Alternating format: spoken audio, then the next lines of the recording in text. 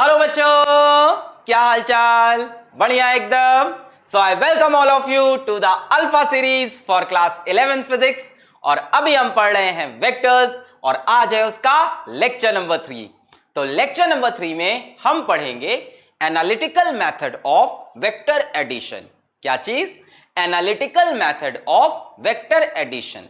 यानी आज हम वेक्टर एडिशन करेंगे यूजिंग फॉर्मूला। पिछले लेक्चर में हमने वेक्टर एडिशन किया था यूजिंग ग्राफिकल मेथड, ड्रॉ करके ज्योमेट्री से हमने वेक्टर एडिशन के क्वेश्चंस को सॉल्व किया था। आज हम वेक्टर एडिशन के क्वेश्चंस को सॉल्व करेंगे यूजिंग द फॉर्मूला। तो पहले हम वेक्टर एडिशन का फॉर्मूला डिराइव करेंगे। कहां से? पैरेललोग्राम लॉ से डिराइव करेंगे। उस डेरिवेशन को बढ़िया से समझेंगे और उसके बाद उस फॉर्मूले के ऊपर 6-7 बढ़िया बढ़िया न्यूमेरिकल धुआं धुआं कर देंगे।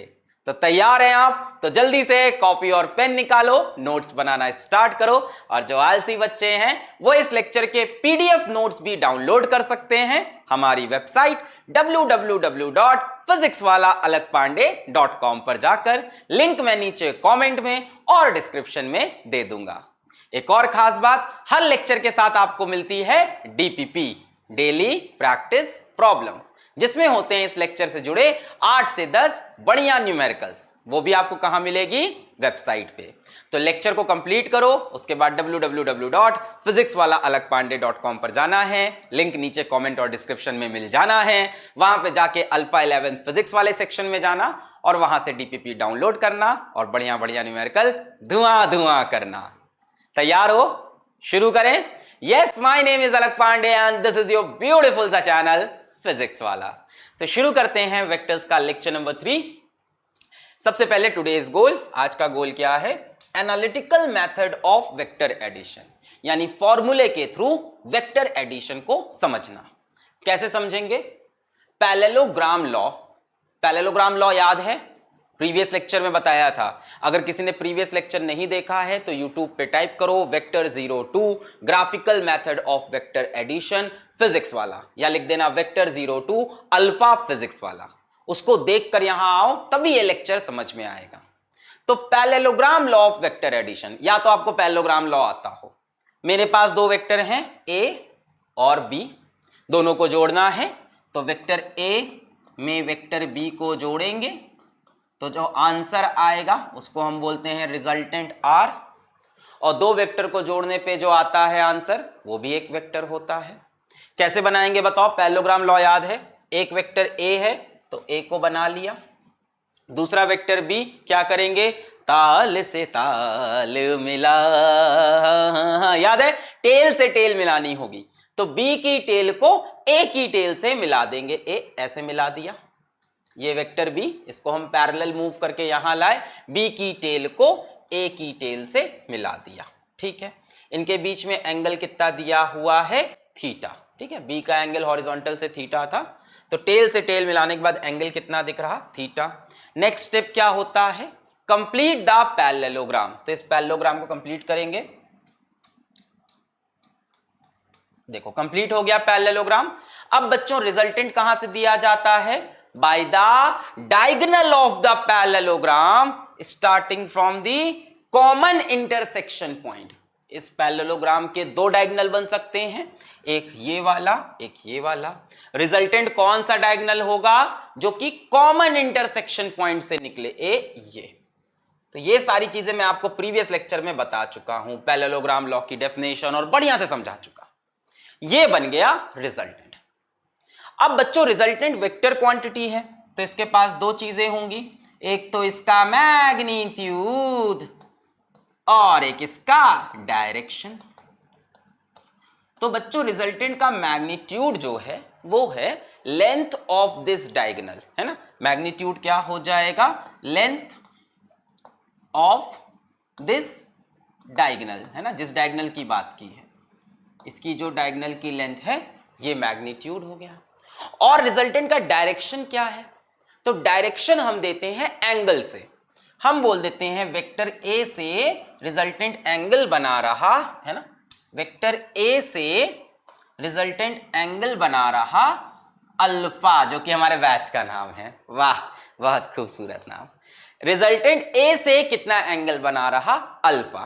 तो हम बोल देंगे इसका जो डायरेक्शन है बच्चों वो क्या है? Alpha with respect to vector A. तो अब हमें क्या क्या फाइंड करना है भाई? हमें रिजल्टेंट चाहिए। हमें रिजल्टेंट का मैग्नीट्यूड यानी लेंथ ऑफ डायगोनल पता लगाना है पैरेललोग्राम का। दूसरा, रिजल्टेंट का डायरेक्शन यानी हमें किसी तरह से ये अल्फा एंगल निकालना है। तो अब हम क्या करेंगे? हम एक डेरिवेशन के थ्रू एक फॉर्मूला डेवलप करेंगे जिसमें अगर हमें दो वेक्टर पता हो ए और बी और उनके बीच का एंगल पता हो, जैसे हमें एग्जाम में सवाल आ गया एक वेक्टर 4 एक वेक्टर 5 उनके बीच में एंगल 60 डिग्री, ऐसा सवाल आ गया, तो हम सीधा रिजल्टेंट बता सकें। सीधा हम बता सकें एक वेक्टर 4 एक वेक्टर 5 बीच में एंगल 60 डिग्री, तो रिजल्टेंट क्या आएगा मैग्नीट्यूड वाइज और रिजल्टेंट का डायरेक्शन क्या होगा। ठीक है, तैयार है आप? आ जाओ डेरिवेशन करते हैं। Magnitude of resultant and direction of resultant alpha. Magnitude को मॉड लिखा जाता है, पढ़ रखा होगा ये, मॉड लगा देते हैं तो मैग्नीट्यूड हो जाता है, प्रीवियस लेक्चर में बताया था। ठीक है, आ जाओ। तो ये डायग्राम बना है, इसी को बनाते हैं। एक वेक्टर ए एक वेक्टर बी, इसे हमें ऐड करना है। ठीक है, तो जैसे वो बना है वैसे ही बनाते हैं। आ जाओ। एक वेक्टर है ए, एक वेक्टर है ए, ठीक है, एक वेक्टर है बी। बी कहां से बनेगा?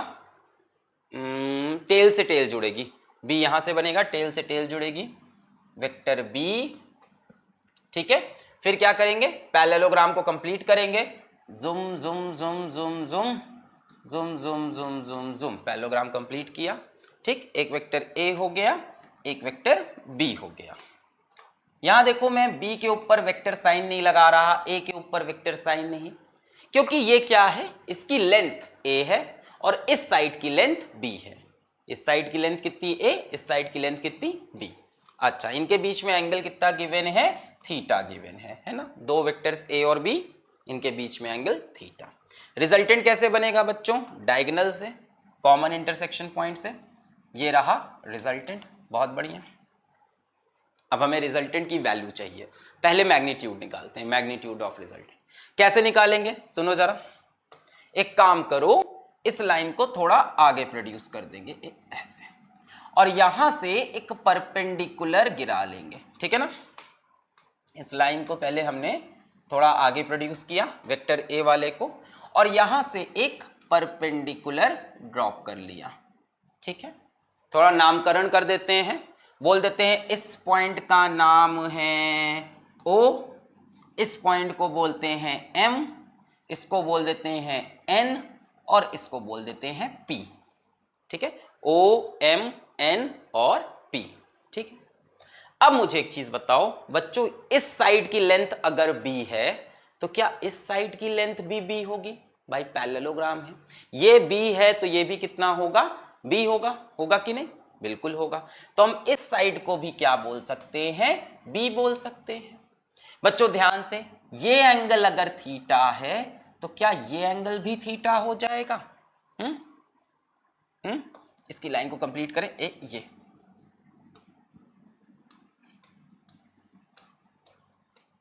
ठीक है, मैं क्या कह रहा हूं कि अगर बच्चों ये एंगल थीटा है तो ये एंगल भी थीटा होगा। ठीक है, इसको मैंने थीटा लिख लिया। अब मुझे ये लेंथ MP चाहिए और ये लेंथ NP चाहिए, MP और NP। ठीक है, कैसे निकालेंगे? इस ट्रायंगल को साइड में बना लेते हैं, और यहां पे इस ट्रायंगल को साइड में बना लेते हैं। यह ट्रायंगल, ये लेंथ कितनी है? B है, ये M, ये P, ये N, और ये एंगल कितना है? थीटा। MNP, ये एंगल थीटा P। अब मैं यहां से बोलूं cos थीटा की वैल्यू कितनी हो जाएगी बच्चों? cos theta is base upon hypotenuse. तो बेस कितना है? MP, हाइपोटेन्यूज कितना है इसका? B के बराबर। हाइपोटेन्यूज की लेंथ कितनी है? B। हम ये निकालना चाहते हैं MP की वैल्यू, और PN की वैल्यू निकालना चाहते हैं। यहां से MP की वैल्यू कितनी आ गई? B cos theta. MP की वैल्यू हमको मिल गई है, MP की वैल्यू हमको मिल गई है B cos थीटा। इसी तरह से एनपी आएगा बी साइन थीटा, और निकाल लें। इस ट्रायंगल में जरा साइन थीटा का एक्सप्रेशन बताओ। Sine theta is equals to perpendicular upon hypotenuse. Perpendicular कितना है एनपी, हाइपोटेन्यूज कितना है बी, परपेंडिकुलर अपॉन हाइपोटेन्यूज। यहां से एनपी की वैल्यू हो जाएगी बी साइन थीटा, तो एनपी की वैल्यू हो गई, एनपी की वैल्यू हो गई बी साइन थीटा। चलो ये चीज समझ में आई, कुछ नहीं किया, ये पैरेललोग्राम बनाया पहले, ए बी के बीच में एंगल कितना है थीटा, रिजल्टेंट बनेगा डायगोनल से इंटरसेक्शन पॉइंट से। फिर मैंने कहा कि इसको थोड़ा आगे एक्सटेंड कर लो वेक्टर को और यहां से परपेंडिकुलर गिरा दो, ठीक है। फिर मैंने कहा कि अगर ये बी है तो ये भी बी होगा, एकदम सही। फिर मैंने कहा ये एंगल थीटा तो ये एंगल भी थीटा, एकदम सही। फिर मैंने कहा इसकी वैल्यू चाहिए और इसकी वैल्यू चाहिए, आपने कहा ठीक है सर इस ट्रायंगल को उठा के यहां बाहर बना लेते हैं, एम एन पी, ये साइड है बी, ये एंगल थीटा। फिर हमने कहा cos theta is base upon hypotenuse M P upon B, यहां से एम पी की value B cos theta. Sine theta is equals to perpendicular upon hypotenuse N P upon B, perpendicular upon hypotenuse, यहां से N P B sine theta. तो बच्चों ये B sine theta, ये B cos theta, ये आगे आप सीखोगे जब आप रेजोल्यूशन ऑफ वेक्टर पढ़ोगे कि अगर कोई वेक्टर बी है और ये एंगल थीटा है तो इस तरफ बी कॉस थीटा आता है और इसके सामने बी साइन थीटा आता है। ये आप आगे देखोगे कि अगर ये वेक्टर बी है और ये एंगल थीटा है तो जिस तरफ थीटा होता है, जिस तरफ थीटा होता है उस तरफ आता है बी कॉस थीटा और उसके परपेंडिकुलर में आता है बी साइन थीटा। ये आप आगे देख लोगे। जैसे मान लो यहां कोई वेक्टर है एक्स और ये एंगल है थीटा और तुमसे इसका और इसका लेंथ पूछ ले, तो जिधर एंगल थीटा है उस तरफ आएगा एक्स कॉस थीटा। जिधर थीटा है, ये मान लो एक्स है, ये एक्स है, तो जिधर थीटा है उधर आएगा एक्स कॉस थीटा और इसके परपेंडिकुलर में आ जाता है एक्स साइन थीटा, ठीक है। ये विधि का विधान है, ठीक है, यूनिवर्सल ट्रूथ है ये, ठीक है ना। जितना ट्रूथ ये है कि तुम कॉलेज लाइफ तक सिंगल रहने वाले हो उतना ही ट्रूथ ये बात भी है, ठीक है। सर हम तो अभी से कमिटेड हैं, बड़ा बोझ है सर जीवन में, पढ़ाई लिखाई प्यार मोहब्बत सब संभालना पड़ता है, घर परिवार वाले हैं सर, बीवी बच्चे वाले हैं बच्चों के नाम भी डिसाइड किए हैं सर, क्या बताएं आपको कटेगा तो x का इधर एंगल x cos थीटा, इधर एंगल x sin थीटा, ठीक है। नहीं सच में कटेगा दोनों का ठीक है। तो x cos थीटा और x sin थीटा, खैर इसको ज्योमेट्री से भी समझ सकते थे। cos theta is equals to base upon hypotenuse, sin theta is equals to perpendicular upon hypotenuse. चलो भैया बढ़िया। अब एक ट्रायंगल पकड़ता हूं मैं, in triangle O N P, in triangle O N P, कैसा ट्रायंगल है ये, राइट एंगल ट्रायंगल है, ओ एन पी। अगर ये राइट एंगल ट्रायंगल है तो क्या इसमें पाइथागोरस थ्योरम लगा सकते हैं, बिल्कुल। ये हुआ हाइपोटेन्यूज, ये हुआ परपेंडिकुलर, ये हुआ base. In triangle O N P can we say O N का square is equals to N P का स्क्वायर प्लस ओ पी का स्क्वायर, बोल सकते हैं। ओ एन का square is equals to N P का स्क्वायर प्लस ओ पी का square. ये ट्रायंगल दिख रहा है पूरा, in triangle O N P दिख रहा है। अच्छा बहुत बढ़िया। ओ एन की वैल्यू कितनी है आर, भाई इस लाइन की लेंथ कितनी है आर के बराबर, तो हमने लिख लिया आर का स्क्वायर। अब इसको मॉड आर का स्क्वायर लिखें या आर का स्क्वायर लिखें एक ही बात है, मैग्नीट्यूड है ये। एनपी की लेंथ कितनी है बी साइन थीटा, सो बी साइन थीटा का होल स्क्वायर, बहुत बढ़िया। ओपी की लेंथ कितनी है बच्चों, ये लेंथ कितनी है, इतना है ए की लेंथ है ना, इस लाइन की लेंथ ए के मैग्नीट्यूड के बराबर, ये है ए और ये है बी कॉस थीटा, तो ये टोटल कितना हो गया A plus B cos theta का whole square, A plus B cos theta का whole square. R square is equals to B square sine square theta plus A plus B का whole square, है ना, A plus B cos theta का whole square.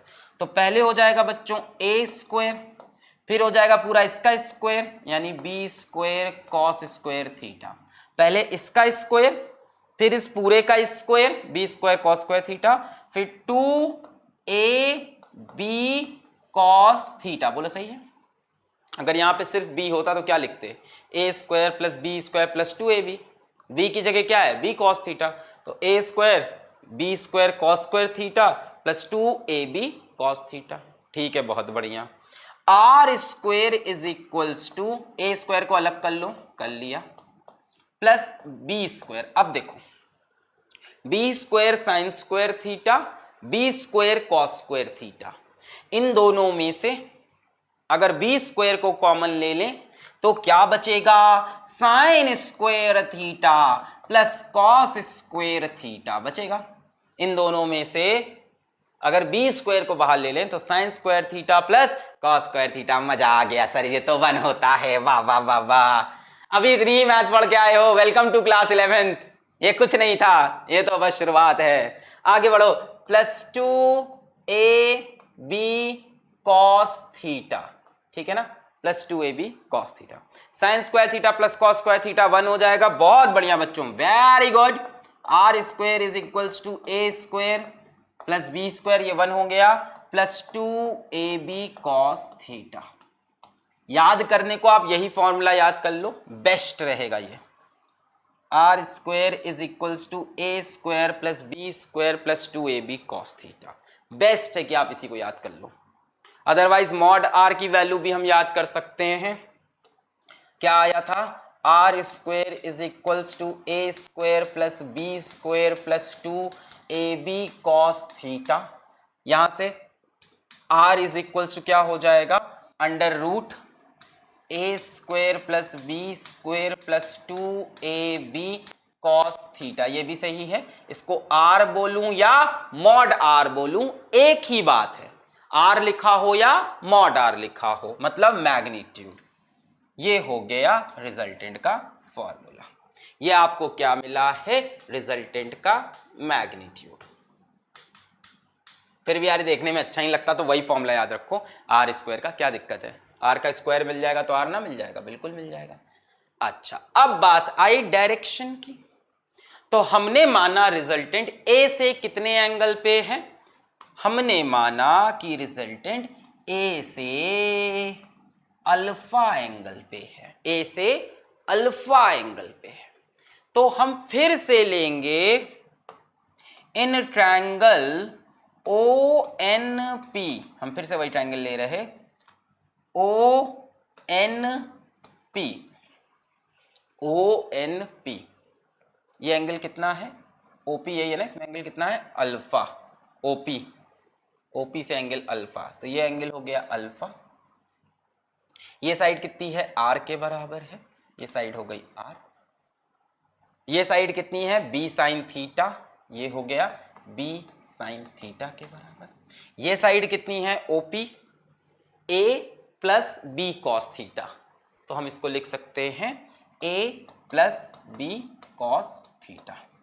अब हम alpha कैसे निकालते हैं, डायरेक्शन क्या है, अल्फा है, तो हम बोलेंगे tan alpha is equals to perpendicular upon base. tan alpha is perpendicular upon base यानी NP बटे OP। तो यहां से tan अल्फा की वैल्यू हो जाएगी B sine theta upon A plus B cos theta. अब जो ये याद किया है वो यहां से जीवन भर याद रहना चाहिए। पूरी 11th की ज़िंदगी, 12th की ज़िंदगी, दोस्ती यारी, प्यार मोहब्बत, एग्ज़ाम वगैरह, एग्ज़ाम में फ़ेल होना, फिर से फेल होना, टीचर के सामने रोना, इस पूरी जर्नी में आपको ये फॉर्मूलेस याद रहने चाहिए। ठीक है, आपका बैच वैसे अलग है, due to this present situations कहानी अलग हो गई हैं। ठीक है, तो ये दो फॉर्मूले आपको हमेशा याद रहने चाहिए। tan alpha is b sine theta upon a plus B cos theta.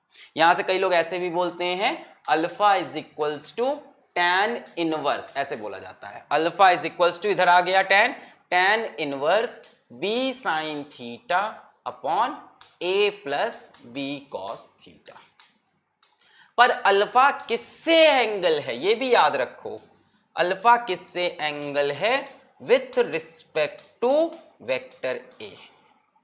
Are का एंगल किससे है, वेक्टर ए से। अगर एक वेक्टर ए है एक वेक्टर बी है, बीच में एंगल थीटा है, ये रिजल्टेंट आर है, तो ये एंगल अल्फा है विथ रिस्पेक्ट टू ए। अगर कभी आपको विथ रिस्पेक्ट टू बी निकालना पड़ जाए, ये एंगल बच्चों विथ रिस्पेक्ट टू बी, तो इसको हम बीटा बोल देंगे। हो सकता हो कभी आपको बी के रिस्पेक्ट में एंगल पूछ ले, तो उसको हम बीटा बोल देंगे। बीटा निकालने का तरीका, थीटा में से अल्फा माइनस कर दो, या तो आप सिमिलरली एक फॉर्मूला बना सकते हो, टैन बीटा किससे एंगल है, बी से। देखो जब इससे एंगल बनाए टैन अल्फा, तो बी साइन थीटा अपॉन ए plus B cos theta. Tan alpha जब ए से एंगल बना तो बी साइन थीटा अपॉन ए प्लस बी कॉस थीटा। जब टैन बीटा बी से एंगल है तो क्या बन जाएगा, A sine theta upon B plus A cos theta. यहां क्या हो गया, बीटा किससे एंगल है, with respect to vector B. तो दोनों तरह से आप रिजल्टेंट का डायरेक्शन बता सकते हो, किसी भी वेक्टर से एंगल। अगर आपको इस वेक्टर से एंगल बताना है ए से, तो बी साइन थीटा अपॉन ए प्लस बी कॉस, मतलब दूसरे वेक्टर का साइन थीटा और कॉस थीटा लेते हैं, बस ये बता रहे हैं। ठीक है, अभी ज्यादा कंफ्यूज नहीं हो, आप ए से ही एंगल बताना और बी साइन थीटा का फॉर्मूला यूज करना।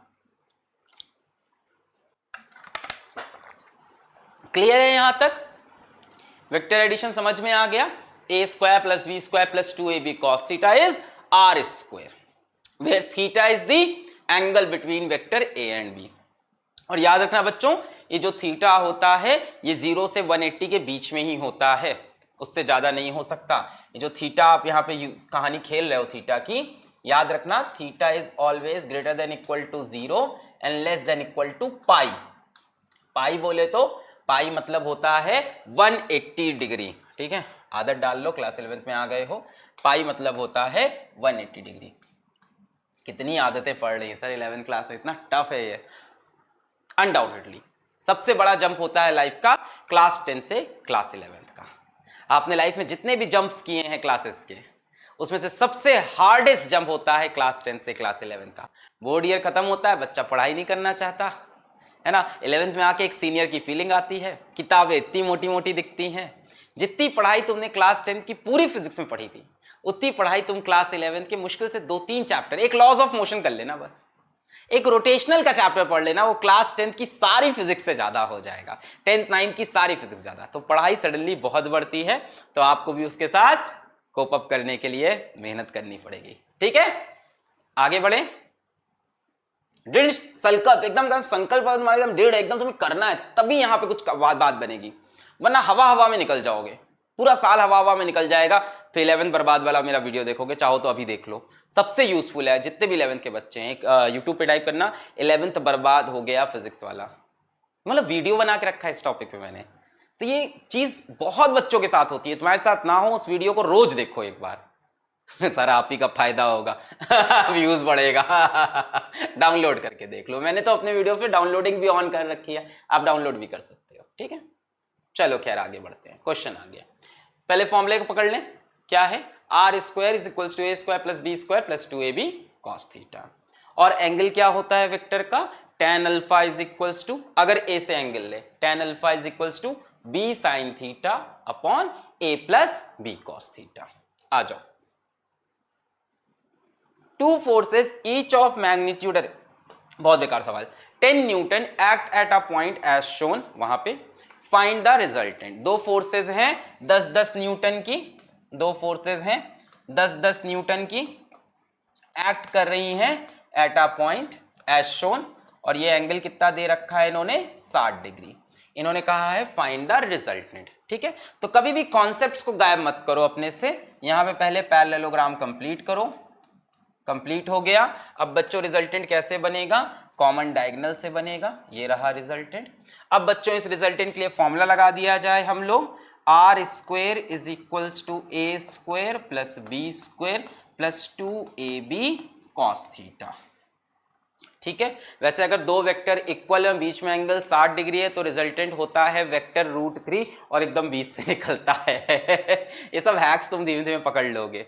अगर यहाँ पे दो वेक्टर है x और x या a और बीच में एंगल है 60 डिग्री, तो आंसर आता है a√3 और एकदम बीच से काटता हुआ जाता है। इसी तरह से अगर दो वेक्टर है a और उनके बीच में एंगल है 90 डिग्री, तो आंसर आता है a√2 और एकदम बीच से निकलता है। अगर दो इक्वल वेक्टर्स होते हैं तो रिजल्टेंट हमेशा एकदम बीच से बनता है। अगर दो इक्वल वेक्टर 60 डिग्री पे हैं तो रिजल्टेंट होता है a√3। अगर दो इक्वल वेक्टर 90 डिग्री पे हैं तो रिजल्टेंट बनता है a√2।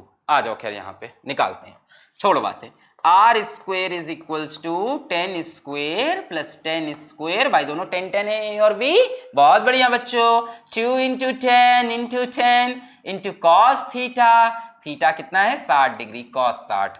तो R square is equals to 10 square plus 10 square plus 2 times of 10 square, cos 60 की वैल्यू, लो तुमको यही नहीं याद है, मैं तुमसे बड़ी बड़ी बातें कर रहा हूं। cos 60 की वैल्यू 1/2, अभी तक यही नहीं याद किया। 2 कैंसिल, 10 स्क्वायर 10 स्क्वायर 10 स्क्वायर कितनी बार हो गया, 3 बार हो गया। तो R square is equals to 10 square 10 square, यानी 3 बार 10 का square, 10 square 10 square 10 square.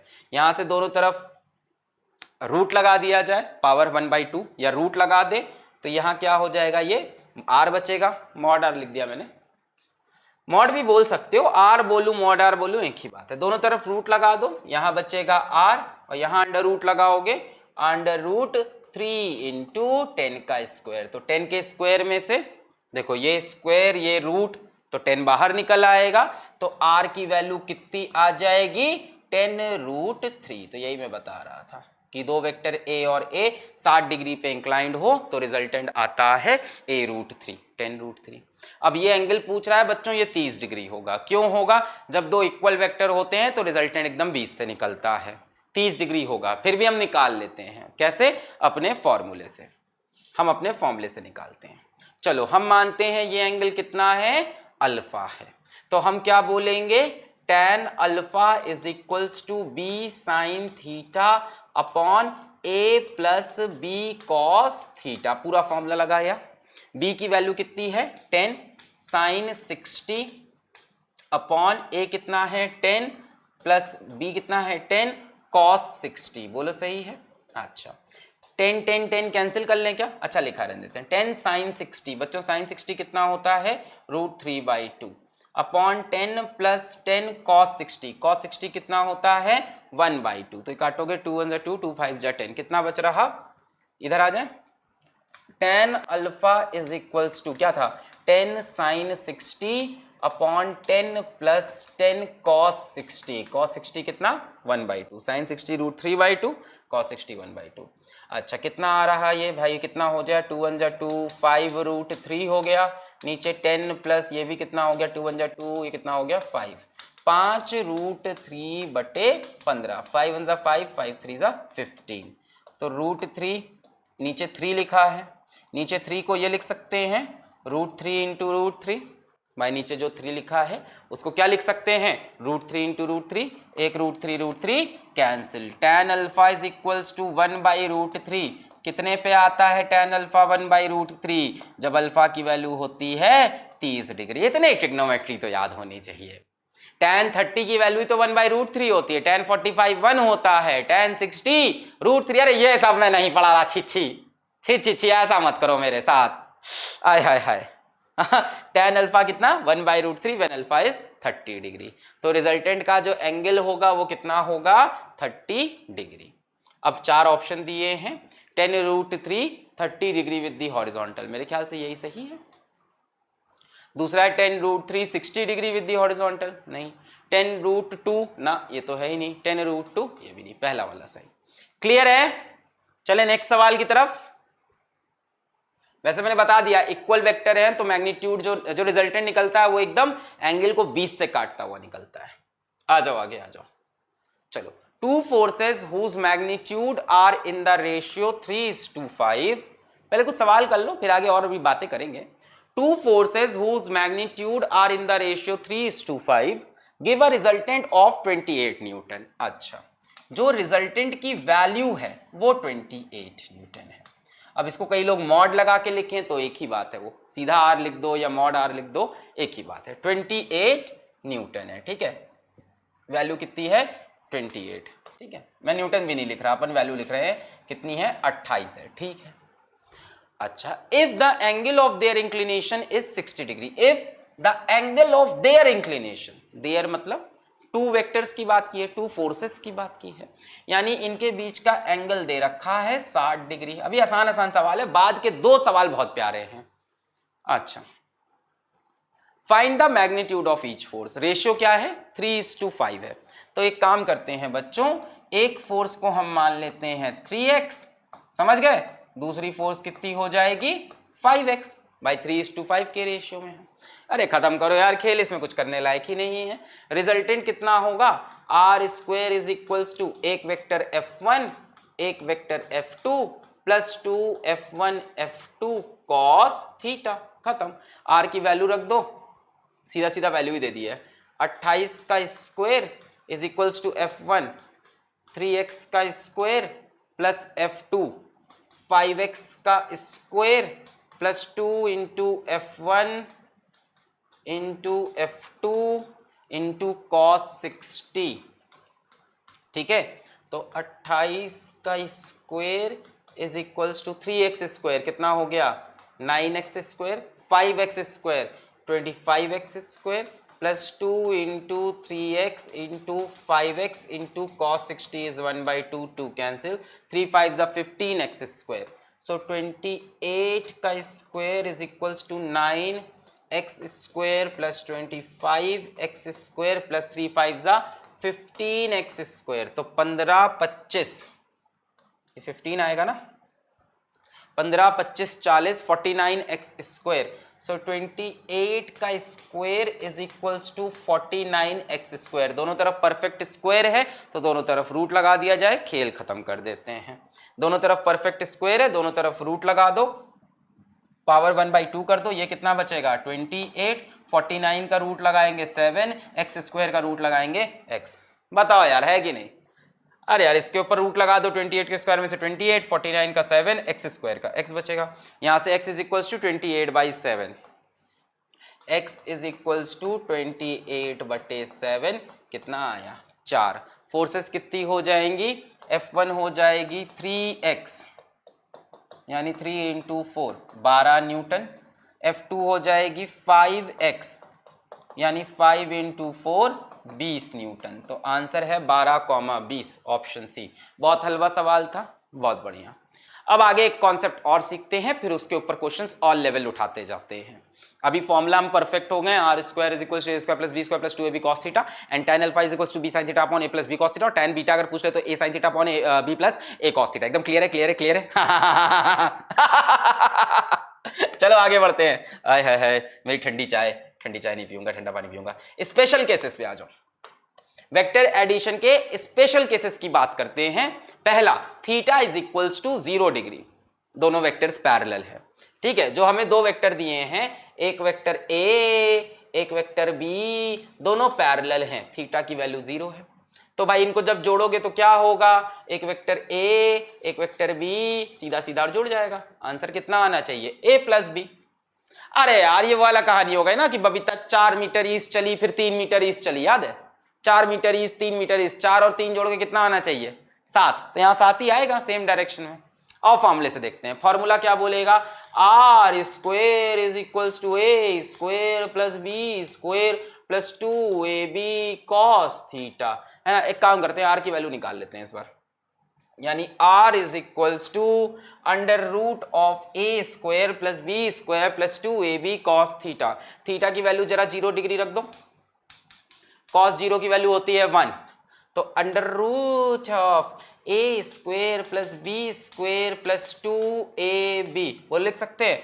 cos 0 रखोगे, cos 0 होता है 1 बच्चों, cos 0 की वैल्यू होती है 1, A square plus B square plus 2ab, so R की वैल्यू कितनी आ गई, r is equals to under root of A square plus B square plus 2ab, इसको क्या लिख सकते हैं, a प्लस बी का होल स्क्वायर।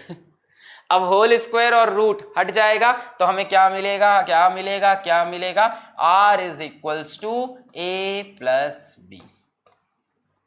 बच्चों ये मैक्सिमम वैल्यू ऑफ रिजल्टेंट भी है, रिजल्टेंट इससे ज्यादा नहीं हो सकता। ध्यान से देखो रिजल्टेंट का फॉर्मूला, कॉस थीटा इन्वॉल्व है। कॉस थीटा की बच्चों मैक्सिमम वैल्यू 1 होती है। जी हाँ, कॉस थीटा की मैक्सिमम वैल्यू 1 और मिनिमम वैल्यू नहीं, 0 नहीं होती 10th क्लास के बच्चों अभी 11th में आयो, -1 होती है मिनिमम। cos 180 -1 ले जाता है, तो मैक्सिमम वैल्यू cos 0 की कितनी है, 1 है। तो जब ये मैक्सिमम हो जाएगा तो ये भी maximum. This is the maximum value of resultant, maximum value of resultant. r is equal, देखो a और b जोड़ दो, यही तो मैं बोल रहा हूं कि बबीता 4 मीटर ईस्ट चली, फिर 3 मीटर ईस्ट चली, टोटल डिस्प्लेसमेंट कितना है 7, 4 और 3, ये मैक्सिमम रिजल्टेंट हो सकता है सीधा a प्लस बी। यानी हम बोल सकते हैं mod of r is equals to mod of a plus mod of b। यही तो कर रहे हो, a और b वेक्टर थोड़ी ना बचे, अब ये तो वैल्यूज है यार, साइड की लेंथ है। तो mod of r is equals to mod of a plus mod of b, this is maximum value of resultant. अब केस 2 आ गया, जब थीटा 180 डिग्री है। मॉड समझ रहे हो, value of a plus value of b, 3 + 4, 3 + 4, mod लगाने का मतलब वैल्यू। थीटा इज 180 डिग्री, मतलब a इस तरफ हो और b इस तरफ हो, अपोजिट डायरेक्शन में। याद है बबीता 4 मीटर इधर चली, 3 मीटर वेस्ट में चली, 4 metre east, 3 metre west. Net displacement कितना हुआ, 4 इधर 3 इधर, नेट डिस्प्लेसमेंट 1 का 4 - 3। यहाँ पे भी यही आना चाहिए a - b, चलो करके देख लेते हैं। हाँ, यहाँ से cos 180 आना चाहिए इस बार, तो cos 180 की वैल्यू होती है -1। तो लगा देते हैं formula, r is equals to √of a² + b² + 2ab cos theta. तो हम लोग लिख सकते हैं is equals to √of a² + b² + 2ab cos 180।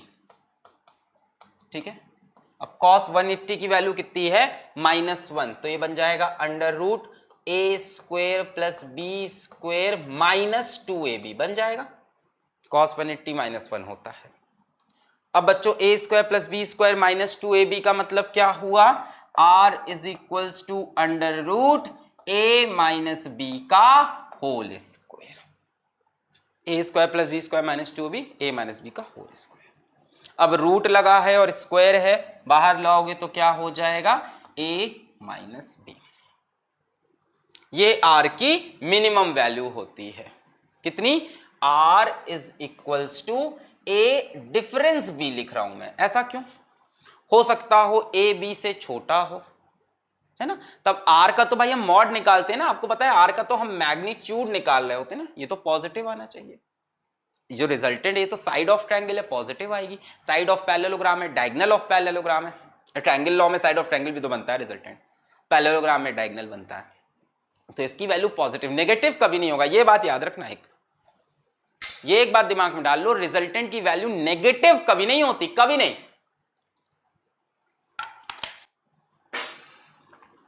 Resultant is always positive, वो एक डायगोनल की साइड है, नेगेटिव नहीं हो सकता। तो a - b की जगह मैंने a डिफरेंस b लिख लिया, इसमें से जो बड़ा है उसमें से छोटे को माइनस कर लो, खेल खत्म। या इसको कई बार, अच्छा ये मिनिमम वैल्यू है r की, दूसरी बात ये भी भाई, ये एक्सप्रेशन है वेक्टर एडिशन का, ये वैल्यू मिनिमम कब होगी, जब cos थीटा मिनिमम हो, जो वेरिएबल है। ये वैल्यू मिनिमम कब होगी, जब cos थीटा मिनिमम कितना होता है, -1, यहां आ चुका है मिनिमम। या इसको कई बार किताबों में ऐसे भी लिखते हैं बच्चों, mod r minimum is equals to mod of a - b।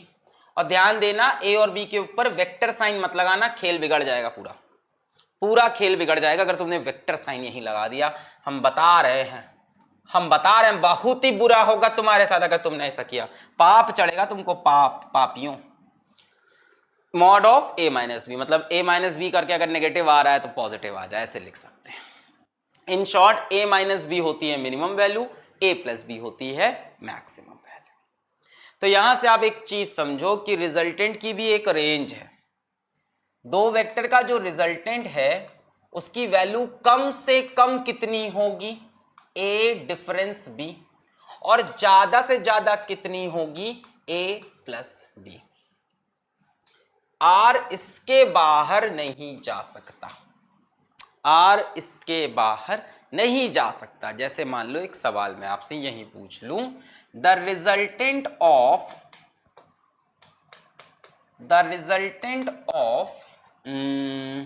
Vector A is equals to 3 units, B is equals to 4 units, ठीक है, A is equals to 3 units है और बी कोई वेक्टर है जो कि 4 यूनिट्स है, कैन नेवर बी, मैं आपको 4 ऑप्शन दे रहा हूं, can never be 2 units, 3 units, 6 units, 8 units. इसमें से क्या रिजल्टेंट कभी नहीं हो सकता, कभी इसमें से क्या एक रिजल्टेंट ऐसा है जो कभी नहीं हो सकता भाई, 3 और 4। तो रिजल्टेंट की जो मिनिमम वैल्यू होगी वो इनका डिफरेंस 4 माइनस 3 1, अब -1 मत बोलना, रिजल्टेंट नेगेटिव नहीं हो सकता, और मैक्सिमम वैल्यू इससे कम बड़ा होगा और इससे छोटा, मैक्सिमम 4 और 3 का सम 7, यानी r की वैल्यू क्या होगी, 1 से 7 के बीच में, 2 हो सकती है, 3 हो सकती है, 6 हो सकती है, 8 नहीं हो सकती। तो ये एक तरीका है पता लगाने का कि रिजल्टेंट क्या नहीं हो सकता। मैक्सिमम वैल्यू होगी रिजल्टेंट की a प्लस बी, सिंपल उनकी वैल्यू उसको जोड़ दो, मिनिमम होगी a माइनस बी। आगे बढ़ते हैं, case 3, theta is equals to 90 degree, जब दो वेक्टर परपेंडिकुलर हों, एक वेक्टर a एक वेक्टर b, इसमें तो कोई खास चीज बनेगी नहीं, एक वेक्टर a एक वेक्टर b, बस परपेंडिकुलर है, एक वेक्टर a एक वेक्टर b। बच्चों पहले पैरेललोग्राम कंप्लीट करना पड़ेगा, कंप्लीट हो गया, रिजल्टेंट कैसे बनेगा, ऐसे बनेगा डायगोनल से। अब यहां रिजल्टेंट की वैल्यू कितनी होगी, थोड़ा सा शायद ये खास है, या तो फॉर्मूले से निकाल लो या सिंपल देखो बच्चों, ये r और ये b इधर कॉपी हो जाएगा और a और b के बीच में एंगल कितना है 90, ये b है तो बच्चों मेरे ख्याल से ये भी b हो जाएगा, a और b के बीच में एंगल कितना है 90 डिग्री। अब देखो ये राइट एंगल ट्रायंगल बन जाएगा कि नहीं, ये भी 90 डिग्री होगा कि नहीं, ये राइट एंगल ट्रायंगल बन गया, R square is equals to A square plus B square. Pythagoras theorem लगा सकते हैं इसमें, है ना, ए और बी परपेंडिकुलर, तो मैंने कहा बी यहां कॉपी हो गया, Pythagoras theorem R square is equals to A square plus B square, तो ये चीज यहां से भी एविडेंट हो जाएगी। आ जाओ, R is equals to under root A square plus B square plus 2ab cos 90, और बच्चों कॉस 90 की वैल्यू होती है 0 डिग्री, सॉरी 0 डिग्री कह रहा, कॉस 90 होता है 0, तो बच्चों ये 0 रख दोगे तो r is equals to under root A square plus B square, ये 0 हो गया। ये चीज आप पाइथागोरस थ्योरम से भी देख सकते हो, r इज इक्वल्स टू क्या आएगा भाई, R square is equals to A square plus B square नहीं आएगा, R square plus B square, R is equals to under root A square B square. यहां से अल्फा का वैल्यू भी बड़ा प्यारा आएगा, ध्यान से देखो अल्फा क्या होगा, simple tan alpha is equals to B by A, खत्म, tan alpha is equals to perpendicular upon base. चाहो तो फॉर्मूले से देख लो, tan alpha is equals to B sine theta upon A plus B cos theta, यही बोलोगे, ठीक है। बी थीटा कितना है बच्चों 90 डिग्री, बी साइन 90 अपॉन ए प्लस बी कॉस 90, साइन 90 की वैल्यू होती है 1, कॉस 90 की वैल्यू 0, तो b upon A, cos 90 0, sine 90 1, b by A. यहां से भी आ सकता था सीधा ज्योमेट्री से, tan alpha is equals to b बटे a, और यहां से r is equals to under root A square plus B square, ठीक, तो ये थोड़ा सा एक स्पेशल केस है जिसमें एंगल की जरूरत ही नहीं पड़ती थीटा की, ना ही रिजल्टेंट में थीटा दिख रहा है ना ही tan अल्फा में दिख रहा है। √a² + b² tan alpha is equals to b/a, खत्म। खैर आओ सवाल करते हैं। क्या सवाल है? The mod of a vector plus b vector is equals to mod a plus mod b, then angle between a and b will be. ध्यान से देखो, ये दोनों सेम चीजें नहीं हैं। अगर सोच रहे हो दोनों सेम चीजें हैं तो भैया वेक्टर बड़ा गलत पढ़ा है तुमने। अगर तुम्हें ऐसा लग रहा है कि these both are same thing, then you are very wrong. ये क्या लिखा है? Vector a plus vector b का मॉड। समझो ध्यान से, vector a plus vector b, ये क्या है? ये रिजल्टेंट है। Vector a plus vector b क्या होता था? रिजल्टेंट होता था। यानी ये जो ऊपर लिखा है vector a plus vector b का मॉड, मतलब एक्चुअल में क्या है? ये r का मॉड। ये सिंपल a और b नहीं है, vector a plus vector b जुड़ गए हैं दोनों, उसके बाद मॉड लगाया है। पहले दोनों जुड़ गए हैं, वेक्टर एडिशन हो चुका है। वेक्टर एडिशन अंदर हो चुका है तो बच्चों ये रिजल्टेंट बन चुका है। और इस तरफ इंडिविजुअली ए वेक्टर पे मॉड लगाया है। ए वेक्टर पे मॉड का मतलब ए का मैग्नीट्यूड, बी वेक्टर पे मॉड का मतलब बी का मैग्नीट्यूड। ये ए का मैग्नीट्यूड है, ये बी का मैग्नीट्यूड, और ये रिजल्टेंट का भाई मुझे पता है बच्चों कंफ्यूजन होता है, बच्चों को लगता है सर एक ही बात तो है, ए प्लस बी पे मॉड लगाओ, ये तो सेम चीज है। ना ना ना ना, vector A plus vector B ये नया वेक्टर बन चुका है बच्चों, ये अलग दुनिया में जा चुका है। ये वेक्टर आर है, vector A plus vector B. अब इस पे मॉड लगाने का मतलब आर पे मॉड लगाया, तो एक्चुअल में लिखा क्या है समझो, vector A plus vector B का whole mod is equals to vector A का मॉड प्लस वेक्टर बी का mod. Vector A plus vector B यानी रिजल्टेंट का mod is equals to vector A का मॉड प्लस वेक्टर बी का mod. यानी resultant की जो वैल्यू है, मॉड मतलब वैल्यू है, वेक्टर ए की जो वैल्यू है प्लस वेक्टर बी की जो वैल्यू है। R is equals to A plus B कब आता है? मेरे ख्याल से तो ये मैक्सिमम रिजल्टेंट का केस है, मेरे ख्याल से ये थीटा इज इक्वल्स टू 0 का केस है। मेरे ख्याल से जब ए ऐसे हो बी ऐसे हो तब ये ऐसे जुड़ेंगे ए और बी, यानी थीटा कितना है? 0 डिग्री। फील आया इस बात का? तुम जो सोच रहे थे ये ए और बी जुड़ा है, ना ना ना, ये vector A plus vector B, पहले वेक्टर्स जुड़ गए, एक नया वेक्टर बन गया vector R. Vector A plus vector B का होल मॉड, वेक्टर ए, मैं पानी पी लूं, रुको समझाता हूं।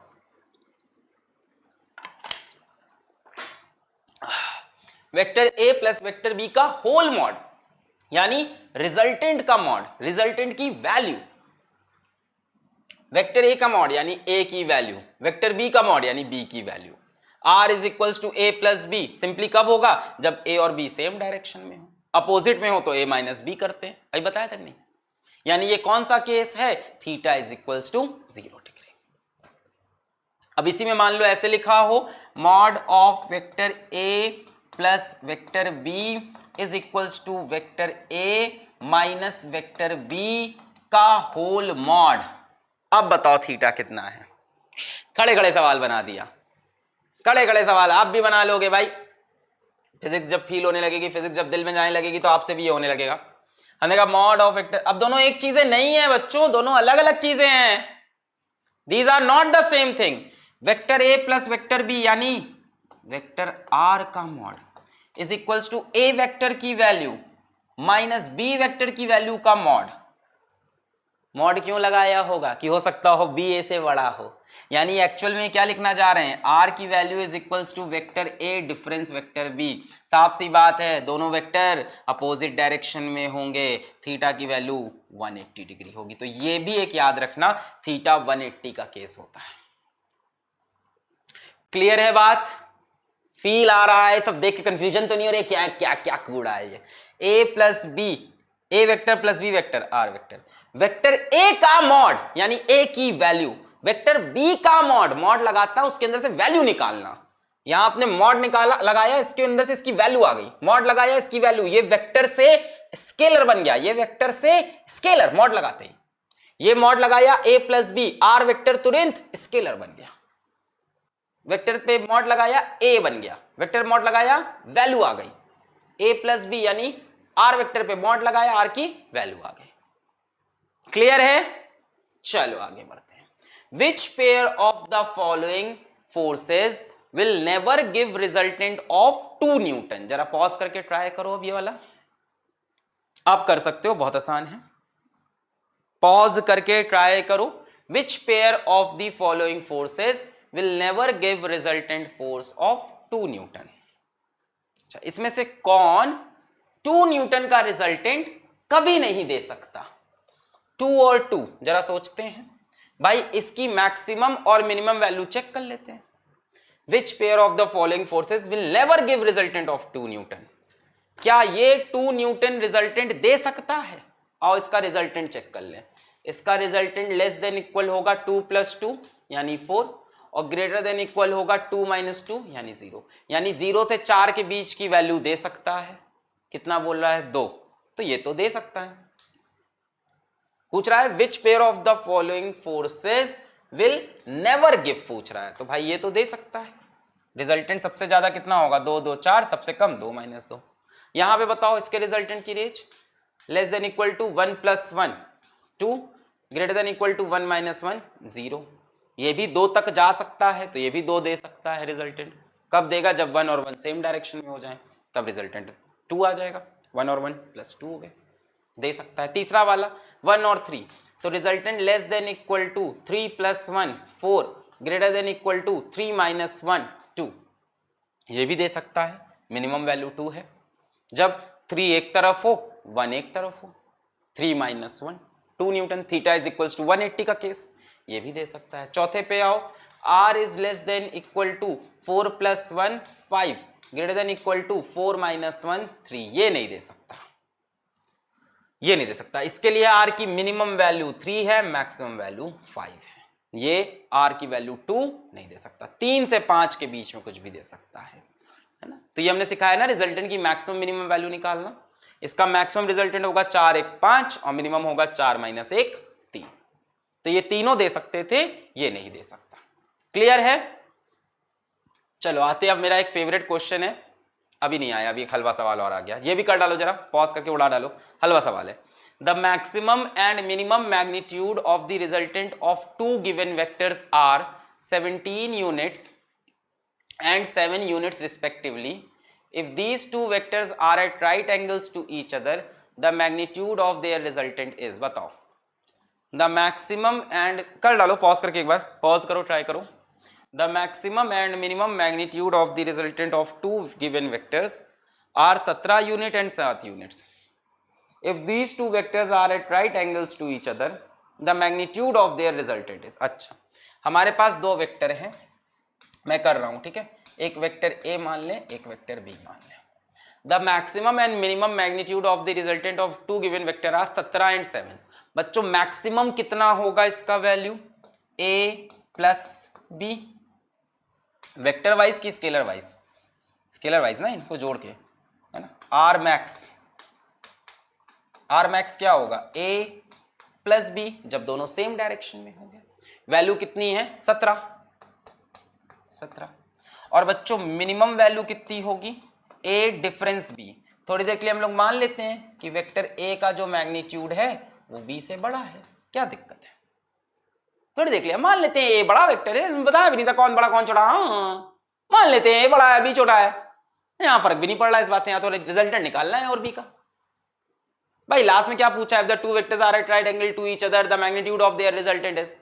मान लेते हैं ए बी से बड़ा है, तो मैक्सिमम क्या हो गया? a प्लस बी, और मिनिमम क्या हो जाएगा? a की वैल्यू माइनस b की वैल्यू। कितनी हो गई वो? 7 हो गई। अब यहाँ से ए और बी निकालना बच्चों का खेल हो गया भाई, क्या ही दिक्कत है।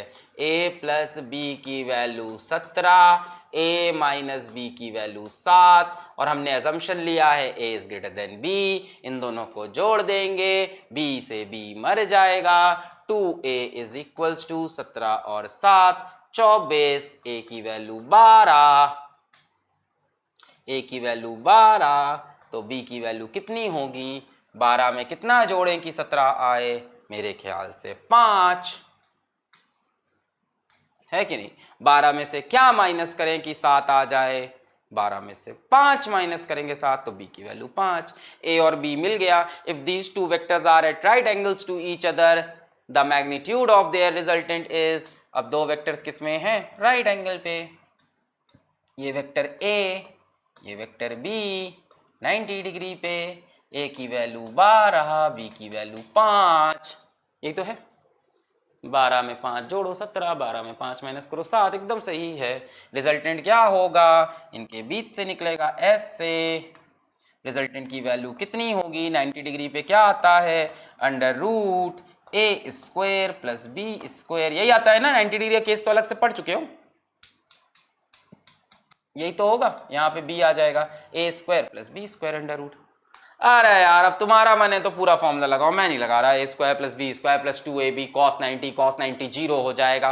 A square plus B square plus 2ab cos 90 की वैल्यू जो, क्या दिक्कत है, ये तो पढ़ा था ना अभी जब 90 डिग्री पे under root A square plus B square. लगा लो यार, अभी छोटे हैं। 2ab कॉस 90 की value 0 is equal to under root A square plus B square is equal to under root A की वैल्यू 12 का स्क्वायर, बी की वैल्यू 5 का स्क्वायर। बच्चों ये 13 आएगा, पाइथागोरियन ट्रिपलेट होते हैं ये 13 आता है, ये पाइथागोरियन ट्रिपलेट है, 12 5 13, ठीक है। सो रिजल्टेंट की वैल्यू 13 आ गई। डायरेक्शन पूछा नहीं था, वरना पूछा होता तो निकाल देते हैं हम लोग, पूछा ही नहीं है, सिर्फ वैल्यू पूछी है 13, खत्म। अब चले, एक बढ़िया सवाल आ रहा है मेरा, पहले भी मैं करा चुका हूं, चलो उसको आप ट्राई करो। इस बार मैंने पिछली बार भी इसको कराया है, पिछली बार जब 11th पढ़ाया था, बट आज उसको एक नए मेथड से कराऊंगा, और उसके बाद एक और बढ़िया सवाल उठाएंगे हम, ठीक है। तो पहले तो उस सवाल को मैं एक नए मेथड से भी करा दूंगा, पहले करते हैं पुराने में। पहले तो सवाल देखो, बढ़िया सवाल है। The sum of the magnitude of two forces, the sum of magnitude of two forces, दो फोर्सेस के मैग्नीट्यूड को जोड़ा, वेक्टर को नहीं, मैग्नीट्यूड को, acting at a point is 18 and the magnitude of their resultant, vector A plus vector B का जो answer है उसका magnitude 12। If the resultant is at 90 degree, अच्छा, if the resultant is at 90 degree with the force of smaller magnitude, what are the magnitude of forces? जरा try करो इसको खुद से, इसको एक बार खुद से ट्राई करो,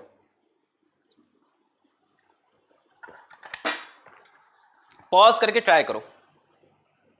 The sum of the magnitudes of two forces acting at a point is 18। अच्छा, पहले तो दो फोर्सेस देखते हैं, किसी जगह पे दो फोर्सेस लग रही हैं। F1 F2 मैं नहीं लेता यार, मैं A और B लेता हूं, A और B अच्छा लगता है, F1 F2 एक जैसा वेरिएबल है। यहां दो फोर्सेस लग रही हैं, एक मान लेते हैं A और दूसरी फोर्स मान लेते हैं B, ठीक है, वेक्टर होंगी, बहुत बढ़िया। यहां पे दो फोर्सेस लग रही हैं, एक फोर्स मैंने माना A, एक फोर्स को मैंने माना B, मैं F1 F2 नहीं लूंगा। टू फोर्सेस एक्टिंग एट, अच्छा, the sum of the magnitude, sum of the magnitude, इसका मैग्नीट्यूड कितना होगा A, इसका मैग्नीट्यूड कितना होगा B, मान सकते हैं। मॉड नहीं लगा रहा है, अच्छा नहीं लग रहा, सुंदर नहीं लगता। इसका मैग्नीट्यूड मैंने कितना मान लिया, A हो जाता है। इसका मैग्नीट्यूड क्या होता है बच्चों, B। अगर ऊपर वेक्टर साइन ना लगाऊं तो मैग्नीट्यूड ही तो होता है, ठीक है। क्या बोल रहा है, the sum of the magnitude of two forces acting at a point is 18, यानी A प्लस B की वैल्यू है 18।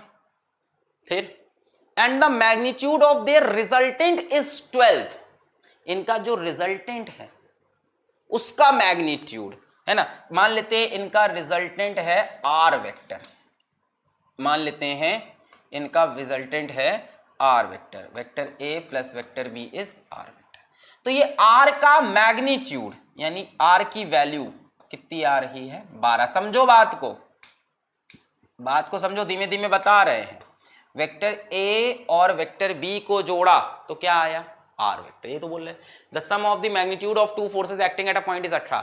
फोर्स की जो मैग्नीट्यूड अगर सीधा सीधा उसको जोड़ दें, फोर्स की मैग्नीट्यूड अगर सीधा सीधा जोड़ दें बिना वेक्टर सम किए, है ना, एक फोर्स है मान लो 10, एक फोर्स है 8, हो सकता है एक फोर्स है 15, एक फोर्स है 3 कुछ भी हो सकती है। सर आपने ऑप्शन आंसर बता दिया, नहीं क्या बता, एक फोर्स 12, एक 6, हो सकता है एक 13, एक 5, कोई भी। इनको सीधा सीधा जोड़ के 18 आएगा। और जब इसको वेक्टर के मेथड से जोड़ेंगे, vector A plus vector B कचड़ पुचड़ करके जोड़ेंगे, तब आंसर 12 आएगा। ओए होए होए होए होए, ओए होए होए होए होए। जब इसको वेक्टर के मेथड से जोड़ेंगे तब आंसर क्या आएगा 12 आ जाएगा। और जब इसको सीधा सीधा जोड़ देंगे तब आंसर क्या आएगा 18 आएगा। वेक्टर में तो ए square plus B square plus 2ab, ठीक है। आगे और कहानी दे रहा है, आगे क्या पूछ रहा है हमें, वैसे what are the magnitude of forces, हमें ए और बी की वैल्यू निकालनी है एक्चुअल में। सवाल यही है what are the magnitude of forces. अभी कुछ भी हो सकता है, 12 और 6 भी हो सकता है। 12 और 6 18 आ रहा है, और 12 और 6 ऐड करने पे 12 आ सकता है क्या आ सकता है क्या, सोचो जरा। 12 और 6 का मैक्सिमम वैल्यू कितना होगा, 12 और 6 का सर 18, मिनिमम 12 माइनस 6 से 18 के बीच में कुछ भी, इसका आंसर 12 हो सकता है भाई ये आर की वैल्यू है। पहले तो सवाल ही समझो तुम, ये सवाल समझना इंपॉर्टेंट है कि जब ए का मैग्नीट्यूड और बी का मैग्नीट्यूड, ए की वैल्यू और बी की वैल्यू को जोड़ा तो वैल्यू जोड़ने पे आता है 18, और जब ए वेक्टर और बी वेक्टर को जोड़ के जो आंसर आ रहा है and the magnitude of their resultant, यानी ए और बी को जोड़ के जो रिजल्टेंट आया उसका मैग्नीट्यूड 12 है। A square plus B square plus 2ab cos जो आंसर है उसका मैग्नीट्यूड 12। इसमें से कुछ भी हो सकता है। 15 और 3 जोड़ने पर 18 आ रहा है, 15 और 3 का रिजल्टेंट 12 आ सकता है। मैक्सिमम वैल्यू होगी 15 3 18, मिनिमम होगी 15 माइनस 3 12, 12 से बीच के 18 के बीच में 12 है। अरे रे रे सर 13 और 5 हो सकता है, 13 5 की maximum value 13 5 18, minimum value 13 minus 5 8, 8 से 18 के बीच में हो सकता है, कोई भी हो सकता है। 10 और 8 की maximum value 18, minimum value 10 minus 8 2, 2 से 18 के बीच में कुछ भी हो सकता है, 12 भी हो सकता है। अब आगे सवाल पढ़ना पड़ेगा। If the resultant is at 90 degree with the force of smaller magnitude, शायद अल्फा की वैल्यू मिल गई। If the resultant is at 90 degree, resultant का एंगल बता रहा है, with the force of smaller magnitude, हम मान लेते हैं कि ए स्मॉलर मैग्नीट्यूड का है, हम मान लेते हैं, लेट अस अज्यूम, भाई दो में से एक तो स्मॉलर हो गई, हम अज्यूम कर लेते हैं A is smaller, A is less than B, हमने मान लिया। अब जरा दो फोर्सेस बनाते हैं, एक फोर्स ए और दूसरी फोर्स बी। ए और बी के बीच का एंगल पता है क्या हमें, कहीं नहीं दिया। रिजल्टेंट इज एट 90 डिग्री, ये एंगल मान लेते हैं थीटा। रिजल्टेंट कहां से निकलेगा बच्चों, पैरेललोग्राम कंप्लीट करेंगे, जुम जुम जुम जुम जुम जुम, रिजल्टेंट कहां से निकलेगा, इनके बीच से निकलेगा, ए ऐसे, ये बनेगा resultant. If the resultant is at 90 degree with the force of smaller, smaller तो ए है और रिजल्टेंट ए के साथ 90, अरे रे रे ये 90, ये 90 हो सकता है। पहली बात तो डायग्राम गलत है, वैल्यू वो तुम भले ही फॉर्मूला भले ही सही लगा दो, डायग्राम तो गलत है। हम यहां से भी फॉर्मूला लगा के आंसर अभी भी निकाल देंगे, तुम टेंशन मत लो। तुम आंसर तो अभी भी हम बोल देंगे tan अल्फा 19 इनडिफाइंड है तो a plus B cos theta 0, वो अलग चीज है। हम फील दिला रहे हैं ताकि इसका हम तुमको दूसरा मेथड भी आज बता सकें। अभी समझो, तुम्हारा डायग्राम गलत बन रहा है। पहली बात तो यार ये एंगल कैसे 90 हो सकता है, ना ये वाला 90 हो सकता है ना ये, बोल तो रहा है if the resultant is at 90 degree with the force of smaller magnitude, smaller magnitude के साथ रिजल्टेंट 90 डिग्री पे है भैया, ये 90 डिग्री थोड़ी ना है, ना इससे 90 ना इससे, तुम्हारा दोनों में से कोई भी स्मॉलर होता, आर का वैल्यू सॉरी आर का एंगल 90 नहीं आ रहा है। 90 कैसे बनेगा वो देखते हैं। कुछ गलती की आपने, देखते हैं क्या गलती हो रही है, देखो जरा। अगर मैं कहूं मुझे तुमसे मोहब्बत है मेरी बस ये नहीं, अच्छा मान लो ये वेक्टर ए है, क्या हम पहले रिजल्टेंट नहीं बना सकते, ये रहा रिजल्टेंट कितने एंगल पे, 90 डिग्री पे। If the resultant is at 90 degree, sir अब बी कहां बनेगा, पैरेललोग्राम कैसे बनेगा? अरे क्यों टेंशन ले रहे हो सकता हो बी ऐसे हो, क्या दिक्कत है? हो सकता हो बी ऐसे हो, बिल्कुल हो सकता है, क्या दिक्कत है? बी इस तरफ नहीं हो सकता क्या? जरूरी है कि हर बार ए और बी ऐसे ही इंक्लाइंड हो, ऐसे कुप्पा बना के? ऐसे भी तो हो सकते हैं, और भी मुंह खुला भी तो हो सकता है, और इस केस में शायद आर 90 डिग्री पे जा सकता है, ऐसा भी तो हो सकता है। पैरेललोग्राम कंप्लीट करना है, बिल्कुल कराएंगे। ये देखो डायगोनल ऑफ पैरेललोग्राम, फील हुई बात? यार फॉर्मूला लगा के आंसर तो यार झटके में निकाल दूंगा मैं, तुम फील नहीं कर पाओगे तो फिर मजा नहीं आएगा सवाल का कि क्या कहानी हुई होगी। कहानी ये है, पैरेललोग्राम कंप्लीट करो। ये देखो डायगोनल ऑफ पैरेललोग्राम, ये खेल हुआ है, ए और बी के बीच का एंगल 90 से बड़ा है, ऐसे नहीं है फोर्सेस, ऐसे होती कचाक कचूक ये रिजल्टेंट आर, ये अल्फा कैसे 90 होगा गधों? डेफिनेटली बी का मुंह ऐसे खुलेगा, ये तब आर 90 डिग्री पे हो सकता है। चलो ठीक है सर, समझ लिया, मान लिया, आपकी बात सारी सब सही है सर। अब बताओ आंसर कैसे आएगा? है इससे हमारी प्रॉब्लम नहीं सॉल्व हुई सर, दर्द अभी भी है। डॉक्टर साहब फीवर उतारो, बातें बहुत बताई आपने, आ जाओ। देखो दो तरह इसको सॉल्व करने के, there are two methods to proceed from here, ठीक है? दो तरह इस बात को बताने के। एक तो पहली चीज सुनो भैया, क्या निकालना है आपको? ए और बी। पहली चीज सुनो, पहला तरीका क्या है? ये एंगल कितना है? 90। अच्छा, हम tan अल्फा का फॉर्मूला लगाते हैं। tan alpha is equals to B sine theta upon A plus, पहले और रिजल्टेंट का फॉर्मूला लगाते हैं। दोनों मेथड से बताऊंगा, दूसरा मेथड बहुत आसान लगेगा। अच्छा, पहले resultant r square is equals to a square plus B square plus 2ab cos theta, बोल सकते हैं। R square is equals to A square plus B square plus 2ab cos theta. R की value कितनी दे रखी है? 12, 12 का square यानी 144, 12 का स्क्वायर है कि नहीं? आर की वैल्यू दे रखी है 12, is equals to a square plus B square plus 2ab cos theta, बोल सकते हैं। अपने पास एक वैल्यू क्या है? a प्लस बी की वैल्यू है, लिख लो। a प्लस बी की वैल्यू 18 है। अपने पास क्या है? a प्लस बी की वैल्यू है, a प्लस बी की वैल्यू 18 है। और एक अपने पास r का एक्सप्रेशन होता है, are square equal to A square plus B square plus 2ab cos theta. तो हमने बोला r की जगह 12 रख दिया, 12 का स्क्वायर 144 है। ये बना लियो ना, ये वाला मेथड के बाद अभी दूसरा मेथड बताएंगे, मजा ही आ जाएगा। यहां तक चलो, अच्छा ठीक है। ए और बी का एक एक्सप्रेशन ये, एक दूसरा एक्सप्रेशन ढूंढने की कोशिश कर रहे हैं।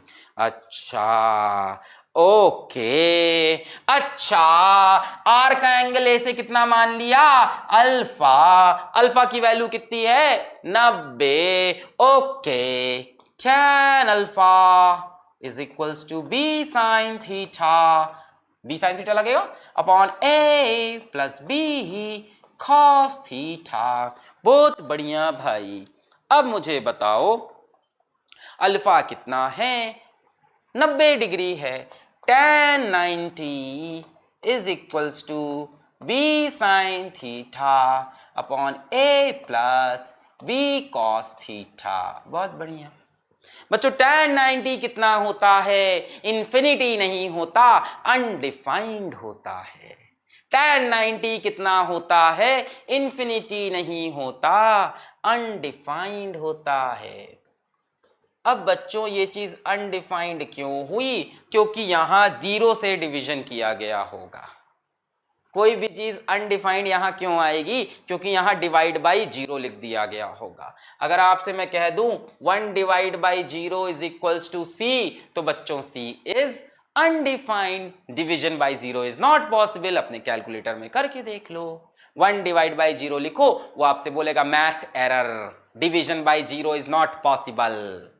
तो डेफिनेटली अगर आप किसी चीज को 0 से डिवाइड करोगे तो इधर अनडिफाइंड खेल हो जाएगा, अनडिफाइंड का खेल हो जाएगा। कहने का मतलब यहां पे अल्फा की वैल्यू 90, tan 90 अनडिफाइंड है, इसका मतलब यहां डिवीजन 0 से हुआ है। अगर आप किसी चीज को 0 से डिवाइड करोगे तो आंसर अनडिफाइंड होगा, मतलब साफ है आंसर अनडिफाइंड है, मतलब डिवीजन किससे हुआ है? 0 से। यानी a plus B cos theta किसके इक्वल है? 0 के। तो यहां से आपको एक ये कंक्लूजन मिलता है कि a plus B cos theta is equals to 0। यहां से b कॉस थीटा की जगह आप माइनस a पुट कर सकते हो इस एक्सप्रेशन।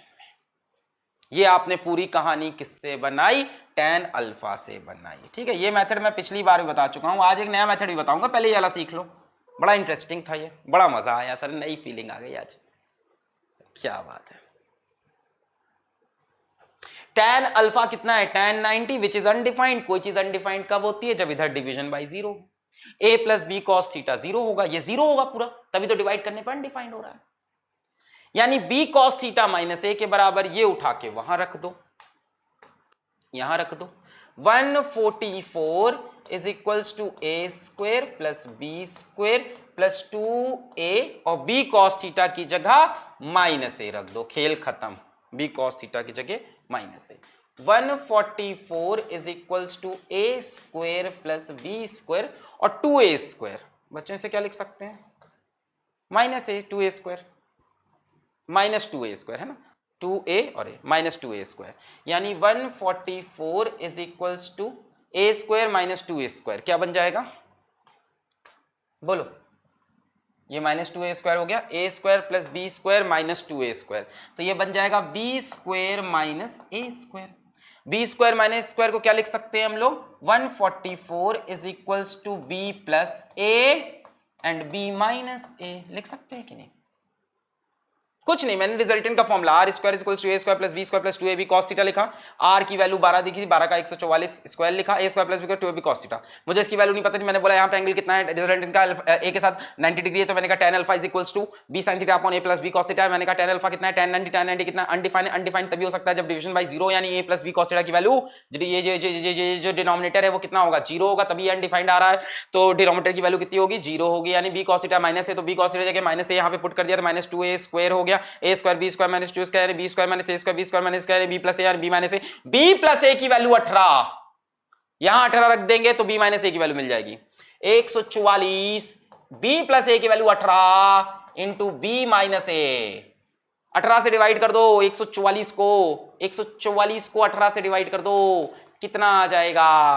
9 2 18, 9 on the 9 54, 9 6 2 8 16। अरे यार 18 की टेबल से करना था, 8 आ रहा है, यानी b माइनस a की वैल्यू कितनी हो गई?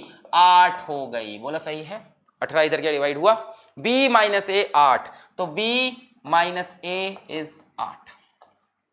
इन दोनों को जोड़ दो, a कैंसिल, 2b की वैल्यू कितनी हो गई? 18 और 8 26, यहां से b कितना हो गया?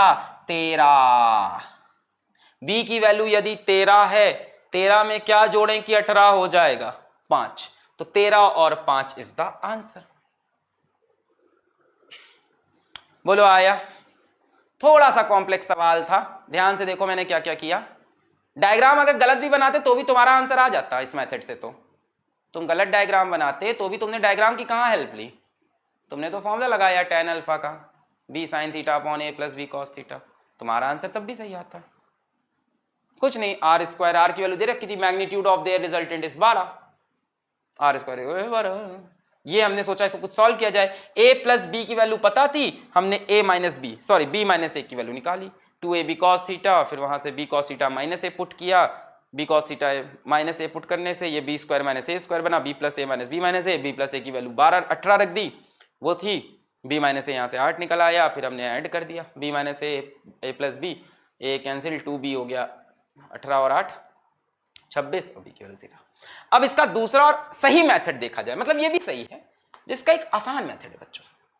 अगर एक वेक्टर a है और रिजल्टेंट यदि 90 डिग्री पे है a के साथ, चलो ठीक है, ये रहा रिजल्टेंट, सॉरी थोड़ा छोटा बनाते हैं। एक वेक्टर a है, इसका शॉर्टकट देखो, ये क्वेश्चन इतना लंबा होना नहीं चाहिए। एक वेक्टर a है, अरे साफ ही नहीं बन रहा। हाँ, एक वेक्टर a है। अब सुनो, क्या हम यहां पे ट्रायंगल लॉ लगा सकते हैं? खेल गए सर आप। क्या हम यहां ट्रायंगल लॉ लगा सकते हैं? नहीं लगा सकते। एक वेक्टर ए फिर दूसरा vector b, then the resultant is given by the third side of the triangle taken in opposite order. बोलो याद आया? If two vectors are represented by two sides of a triangle taken in the same order, resultant is given by third side of the triangle taken in opposite order। बोलो याद है ये बातें कि अगर दो वेक्टर A और B are given by two sides of a triangle taken in same order, then the resultant is given by the third side of the triangle। A चले फिर बी चले, बोलो ए बी फिर are, ऐसे चलेंगे क्या? नहीं, टेकन इन अपोजिट ऑर्डर, है ना। ए बी सेम ऑर्डर में तो resultant, A B same order में तो रिजल्टेंट अपोजिट ऑर्डर में, ठीक है। पर रिजल्टेंट ए से कितने एंगल पे है? 90 पे। तो रिजल्टेंट को सीधा करके जब 90 पे लाओगे तो बी ऐसे झुकेगा। बात समझो, तुम्हें ट्रायंगल लॉ याद है? यही थी ना ट्रायंगल लॉ। एक वेक्टर ए एक vector b, two vectors are taken in the same direction, है ना, in the same sense, then the resultant is given by third side of the triangle in the opposite sense. बोलो याद आ रहा है? एक vector a एक vector B, तो resultant ऐसे नहीं बनेगा सी, इसका ए बी, तो रिजल्टेंट इसका अपोजिट ऐसे जाना था, तो गए। अब बोल रहा है रिजल्टेंट कितने एंगल पे है बच्चों? 90 पे है। ए हमने छोटा माना है, 90 पे है। तो यार रिजल्टेंट अगर ये सीधा करोगे तो बी को इधर आना पड़ेगा कि नहीं? हाँ, क्या ये डायग्राम ऐसा बना सकते हो? सोचो अपने क्वेश्चन के अकॉर्डिंग अगर सोचो तो मेरा क्वेश्चन ये कह रहा है कि वेक्टर ए ऐसे है, हाँ, तो क्या रिजल्टेंट परपेंडिकुलर है ए के? यस सर, ये रहा रिजल्टेंट, ठीक है। अब बी वेक्टर को अपने आप कैसा होना पड़ेगा? एक वेक्टर ए चले एक वेक्टर बी चले और ये बन गया रिजल्टेंट। खेल खत्म हो गया, खेल खत्म हो गया। रिजल्टेंट की वैल्यू कितनी दे रखी है मेरे को? 12। और a प्लस बी कितना दे रखा था मुझे? 18। देखो a प्लस बी 18 और रिजल्टेंट कितना दे रखा है? 12।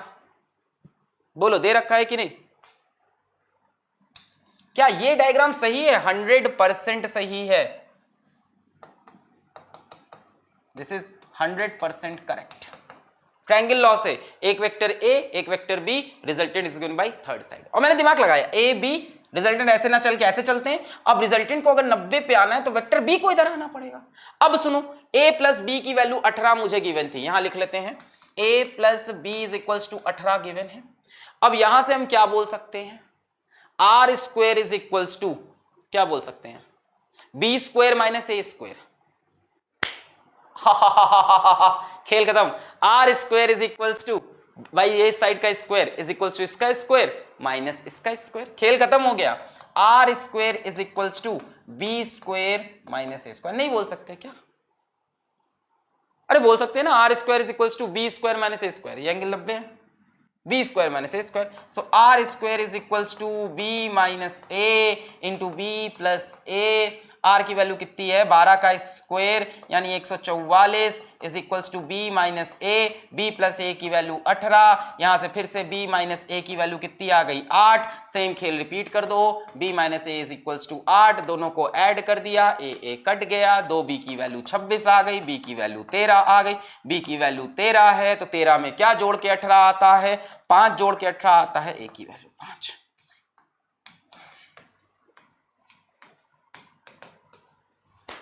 बोलो क्लियर हुआ? अभी कोई वेक्टर एडिशन का फॉर्मूला नहीं लगा, यहां सिंपल ज्योमेट्री लगी। इसीलिए मैंने बोला था कि डायग्राम आपको सही बनाना होगा। क्लियर है? नोट कर ले। जब भी ऐसा कुछ दिखे ना रिजल्टेंट इज एट 90 डिग्री, तो ट्रायंगल लॉ का बहुत बढ़िया काम करता है ऐसी जगहों पे।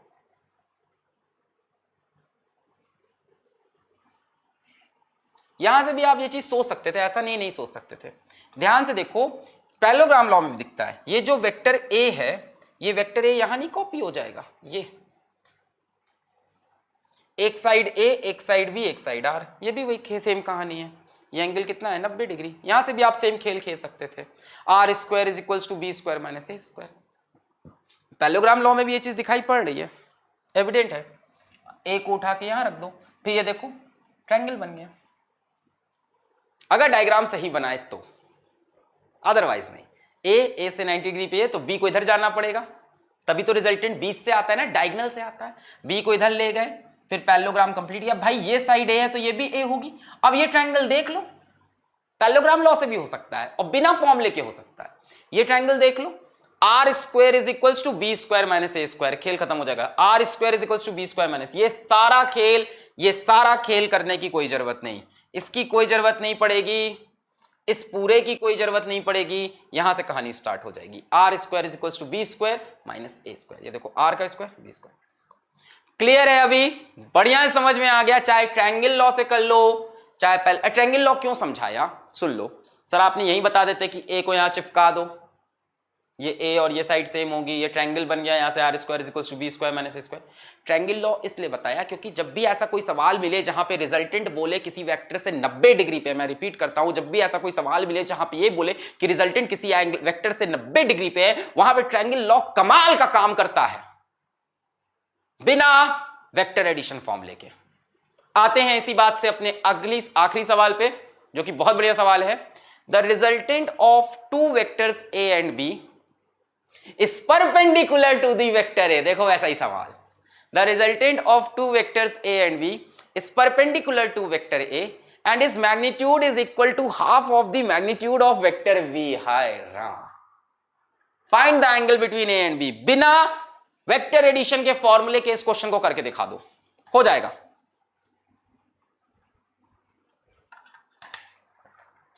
दिमाग लगाओगे पक्का कर ले जाओगे। पैरेललोग्राम लॉ से भी हो जाएगा और ट्रायंगल एडिशन से भी हो जाएगा। The resultant of two vectors A and B is perpendicular to the vector a. चलो आ जाओ, मैं ट्रायंगल लॉ लगाता हूं, उसके बाद पैरेललोग्राम लॉ से भी कर देंगे अपन, कोई टेंशन नहीं, आ जाओ। The resultant of two vectors A and B is perpendicular to the vector ए। अच्छा, एक वेक्टर ए है और एक वेक्टर बी है, and the resultant of two vectors A and B is perpendicular to vector A। Resultant A के perpendicular है भैया, तो क्या रिजल्टेंट को ऐसे बना सकते हैं? बिल्कुल। अब अगर मैं ट्रायंगल लॉ लगाऊं, एक वेक्टर A तो दूसरा वेक्टर ऐसा ही बनना पड़ेगा B। if two vectors are taken as two sides of a triangle taken in same order, देखो एकदम ट्रायंगल लॉ फॉलो हो रहा है, एक वेक्टर A एक वेक्टर बी, तो रिजल्टेंट ऐसे बनेगा क्या? नहीं, इसी का उल्टा बनेगा। बोलो याद है ये? एक वेक्टर ए एक वेक्टर बी, तो रिजल्टेंट कैसा बनेगा? अपोजिट ऑर्डर में। ये बना दिया, ये एंगल कितना है? 90। ठीक है, ठीक है। अच्छा, फिर क्या है? And its magnitude is equal to half of the magnitude of vector B. किसका magnitude? The resultant of two vectors A and B is perpendicular to vector A and its magnitude is equal to half of the magnitude of vector B. अगर मान ले resultant जो vector है उसका magnitude R है, then it is equals to half of magnitude of B. B के magnitude का आधा है, ये आर की वैल्यू बी के हाफ है। अच्छा, मान लेते हैं कि ये एंगल अपना थीटा है। This is not the angle between A and b. The angle between two vector is taken by joining them tail to tail। यहां दोनों tail to tail ज्वाइन नहीं है, तो ये मत कहना this is the angle between A and B। क्या पूछा है? Find the angle between A and B। भाई A और B को पहले tail से tail जोड़ना, तब एंगल बताना। ये tail से tail नहीं जुड़े हैं अभी, है ना? खैर anyways, let this angle be theta। यहां से हम लोग बोल सकते हैं sin थीटा, भाई ये एंगल 90 है, sin theta is equals to perpendicular upon hypotenuse, यानी R बटे B। आर की वैल्यू कितनी दे रखी है? b/2, नीचे b कैंसिल, कितना आया? 1/2 आया कि नहीं? आर बटे बी, आर कितना है? b/2, नीचे कितना है? b cancel, 1/2। बच्चों साइन थीटा 1/2 कब आता है? जब थीटा की वैल्यू 30 डिग्री होती है, साइन 30 हाफ होता है। तो ये एंगल हो गया 30 degree, but this is not the angle between vector A and B. Angle between two vectors क्या होता है? एंगल बिटवीन टू वेक्टर्स क्या होता है? When they are joined, when vector A and vector B are joined, कैसे? ताल से ताल मिला, हो, टेल से टेल ज्वाइन करना पड़ेगा। तो ये वेक्टर ए वेक्टर बी, अच्छा एंगल थीटा। अगर वेक्टर ए को मैं थोड़ा आगे बढ़ा दूं, यहां से पैरेलल शिफ्ट कर दूं, तो क्या टेल से टेल जुड़ जाएगा? वेक्टर ए को मैं अगर थोड़ा आगे बढ़ा दूं ऐसे, कुछ पैरेलल शिफ्टिंग अलाउड होती कि नहीं? और वेक्टर बी है, तो ये एंगल मेरे ख्याल से एंगल बिटवीन टू वेक्टर्स होगा। बच्चों थीटा की वैल्यू कितनी आ गई है? 30 डिग्री। ये पूरा कितना होगा? 180 डिग्री। भाई ये क्यों किया सर आपने? क्यों आगे बढ़ाया? क्योंकि एंगल निकालते हैं कब? जब टू वेक्टर्स ज्वाइन हो टेल टू टेल। ये फर्स्ट लेक्चर में बताया था हमने, angle between two vectors is when they are join tail to tail. तो मैंने ए को थोड़ा सा पैरेलल शिफ्ट करके आगे किया। अच्छा ठीक है, अब ये क्या हो गया? ए को आगे शिफ्ट करने से टेल जुड़ गया। ये एंगल 30 है, तो ये एंगल कितना होगा? पूरा 180 कितना है? 150 degree. The angle between two vectors is 150 degree. अब मैं इसको करूंगा पैरेललोग्राम लॉ से। 150 degree is the answer. Theta is not the angle between A and B. भाई यहां हेड से टेल जुड़ा, ये तो ट्रायंगल लॉ से किया। अब इसको मैं कर देता हूं पैरेललोग्राम लॉ से। तो दो वेक्टर ए और बी हैं, ए और बी हैं। अच्छा, resultant is perpendicular to vector ए। अच्छा कोई दिक्कत नहीं, ये रहा resultant, perpendicular to vector A. अब बच्चों मुझे बताओ कि अगर ये पैरेललोग्राम लॉ से हो रहा है तो क्या ये डायगोनल होगा? बिल्कुल। तो क्या वेक्टर बी को कुछ इधर भागना पड़ेगा? बिल्कुल भागना पड़ेगा। अब अगर मैं पैरेललोग्राम कंप्लीट करूं, अब यदि मैं पैरेललोग्राम, पहले वेक्टर बी को इधर भागना पड़ेगा, बिल्कुल भागा भी, तभी तो डायगोनल बनेगा भाई। हाँ बी। अब अगर मैं पैरेललोग्राम को कंप्लीट करूं, बी ए रिजल्टेंट। अब मैं अगर पैरेललोग्राम को कंप्लीट करूं तो ये ऐसे और ये ऐसे कंप्लीट होगा। होगा कि नहीं होगा? बिल्कुल होगा। अब मुझे एक बात बताओ, ये एंगल कितना है? 90 डिग्री है। ये ए है, तो क्या ये साइड भी ए के बराबर हो जाएगी? बिल्कुल हो जाएगी। इस ट्रायंगल को ध्यान से देखो, अगर मैं बोल दूं ये एंगल हमारा थीटा है, ये एंगल थीटा है, ये कितना है? ए, ये कितना बी, ये कितना आर, ये एंगल कितना? थीटा। यहां से मैं अगर बोलूं साइन थीटा या cos theta, cos theta is equals to, भाई साइन नहीं निकल पाएगा, ए की वैल्यू नहीं पता ना, बात तो समझो। हमको आर पता है और बी पता है। भाई हमको ये पता है कि जो आर की वैल्यू है वो b/2 है, तो ऐसा ही कुछ लो कि भाई ये आर और बी इन्वॉल्व हो, तो कॉस थीटा लेने से आर और बी इन्वॉल्व होंगे। Cos theta is equals to base upon hypotenuse, base upon hypotenuse, base upon hypotenuse. Base कितना है? आर, हाइपोटेन्यूज कितना? बी। आर कितना है? b/2 upon B, B cancel. Cos theta की वैल्यू आ गई 1/2। कॉस थीटा 1/2 कब होता है? जब थीटा 60 डिग्री हो। तो ये एंगल कितना है? 60 डिग्री। अब ए और बी यहां पे देखो टेल से टेल ऑलरेडी जुड़े हुए हैं, टेल से टेल जुड़े हैं ऑलरेडी, है ना। Method 2 parallelogram law.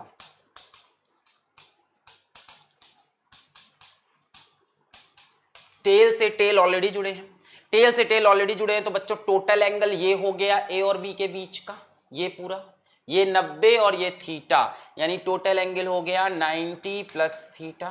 थीटा कितना है? 60 डिग्री। 90 प्लस 60, कैसे भी कर लो। तो इसके बाद डीपीपी को डाउनलोड करो और लगाओ। मजा आया कि नहीं? तो अल्फा के लेक्चर्स ऐसे ही रहेंगे, जब भी टाइम मिलेगा मैं जरूर शूट करूंगा। अगर तुम्हारा सिलेबस लैक कर रहा है तो तुम डेफिनेटली प्रीवियस लेक्चर देखो। मैं लक्ष्य की वजह से काफ़ी बिजी हो गया हूँ, ये बात सच है, पर मैं पूरी कोशिश कर रहा हूँ अल्फा को भी बनाए रखने की। पढ़ाई करते रहें। All the very best.